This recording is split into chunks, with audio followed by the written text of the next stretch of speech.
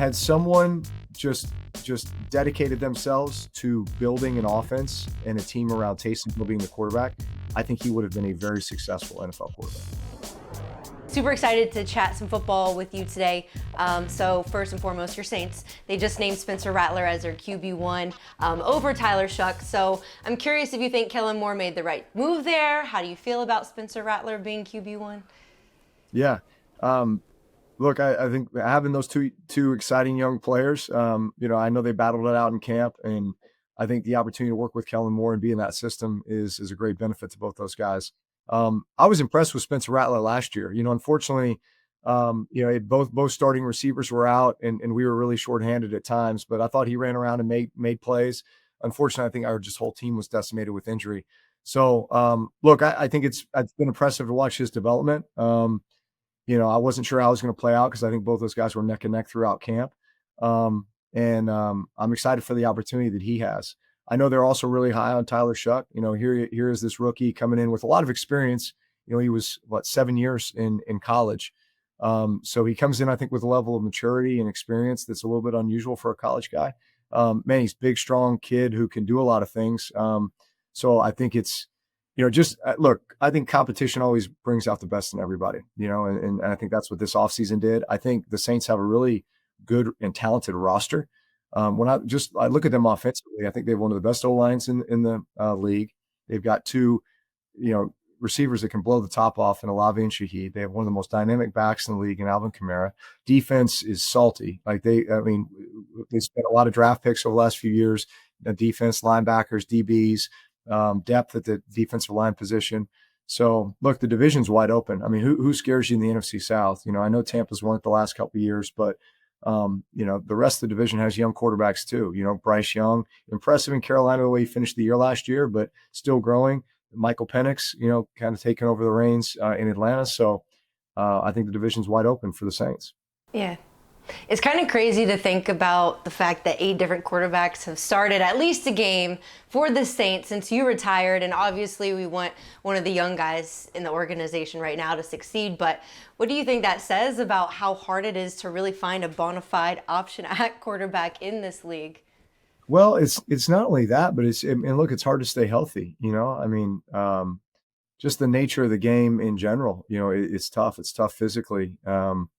And look, I don't discount what we had, for my 15 years in New Orleans with Sean Payton, and the consistency across our coaching staff in a lot of cases, a lot of the same coaches that stayed. I think that's a testament to Sean and just the operation that he ran and everybody wanting to be a part of that. We drafted really well.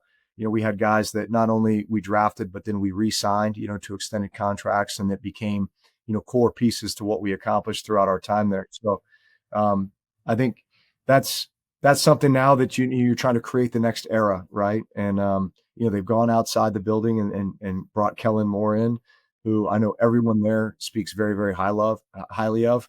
All of the veteran guys that I played with, the DeMario Davises and the Cam Jordans and others, man, they love him. And I think it's, this is an opportunity to really create kind of the next era of Saints football. Yeah, and when you were suiting up in New Orleans, you were working with very experienced Sean Payton, as you mentioned, and Kellen Moore is younger, certainly brings a new approach to the squad. Are your thoughts on him? I mean, you mentioned what everyone else, how they feel, but what are your thoughts on Moore and what he brings to the team? Yeah, well, so when I signed with the Saints, Sean Payton, he just got there. That was his first year, right? So I think I was his second free agent signing, behind Scott Fujita. So it's a similar situation here. Kellen Moore's come in. He's had great success as an offensive coordinator and a quarterback coach, coaching guys like Dak Prescott with the Dallas Cowboys, and obviously Jalen Hurts last year, helping to lead that team to a Super Bowl with Philly. So he comes with a great track record. He was a heck of a player too, especially college.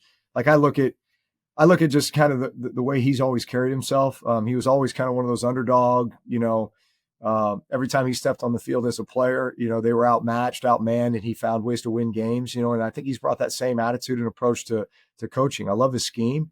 I love how he takes the skill set of the players he had and puts them in the best position to win.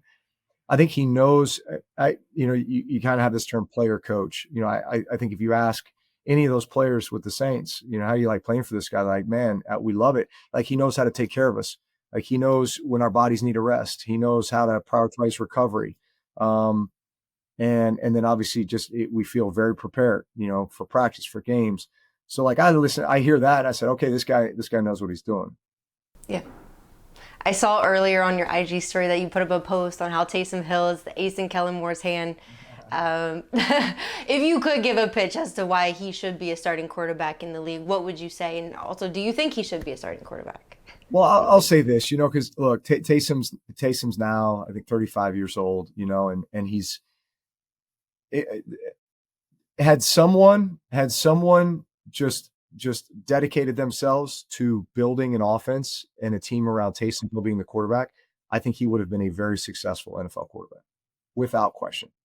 But unfortunately, I think for him, because he was so talented in other ways, I mean, Taysom Hill, there's no one like him. There's no one like him. As a human, as a player, like his work ethic, as a teammate, like what he can do is unprecedented. Tell me a guy who can drop back and play the quarterback position, but can also play fullback, running back, H-back, tight end, slot receiver, block kicks, block whatever punts. You need. Well, I mean, I'm serious. Like, the list goes on. Yeah. If you said, Taysom, we need you to play left tackle this game and block this stud, right? Like, he would do it. And I mean, and I'm not even being facetious about that. Like he was that type of a player. And so because he was so valuable in those other areas, it was easy to say, well, man, I want to keep his value there and not, make the investment in him at quarterback. But had someone made the investment in him at quarterback, I think he would have been a very successful NFL quarterback. Well, shoot. Going off this, I mean, that was amazing. You returned to the broadcast booth on Christmas Day for Netflix. How are you feeling about it? I feel awesome. I'm excited that I had the opportunity with Netflix. I appreciate that opportunity very much. Probably, we'll see which games it could be. Cowboys Commanders is what it looks like, which would be a heck of a matchup. Especially on that stage, Christmas Day. Hopefully, there's a lot at stake. For both those teams at that time. Big division rivalry and big NFL rivalry. But I think I love the game, and I think my passion shows through when I talk about the game. I've got a ton of insight, not just from my playing careers, but the relationships I have with all these guys, and just my knowledge and understanding of the game. And so I look forward to communicating that with fans, and I think giving them a perspective that would be really unique and enjoyable. And on Christmas Day, that's exciting. I'm excited for you, and good luck. Hopefully that'll be a good matchup. I'm sure it will be. I know I was reading online too before this. Reports said that you spent some time with Bo Nix during the off season. So I'm curious what kind of lessons you shared with him, and also what you learned from him as a young quarterback in this league and his approach and energy. Yeah, no, I've been really impressed with Bo. He came into the league with a lot of experience. I think 61 college starts, which is pretty unique. I think that really helped prepare him. Obviously, he was going to work with my old coach, so I knew what he was in for. I watched him progress as the year went on last year. Look, Sean Payton's offense is very diverse. It requires the QB to do a lot, be responsible for a lot. And, you could see in the early goings, obviously, Bo Nix having to do some things that maybe he hadn't done before. And so it was only a matter of time. And they really picked up steam as the year went on and got better and better, and obviously made a run there in the playoffs. I think they're poised to be a great team this year and really have a great season. I think he's poised to have, a great sophomore season. And I'm really impressed with, I think, just his humble nature, but also there's a confidence there and a bit of a swag. He was a multi-sport athlete in high school. Dad was a coach. Great track athlete too. Like, I can see that when I see him run. He's got great, I think, ability to not only execute the short intermediate passing game, but really push the ball down the field too. So he's kind of a big, strong athlete, much kind of more stout than I expected. Just from watching him on tape, but he's got all the traits.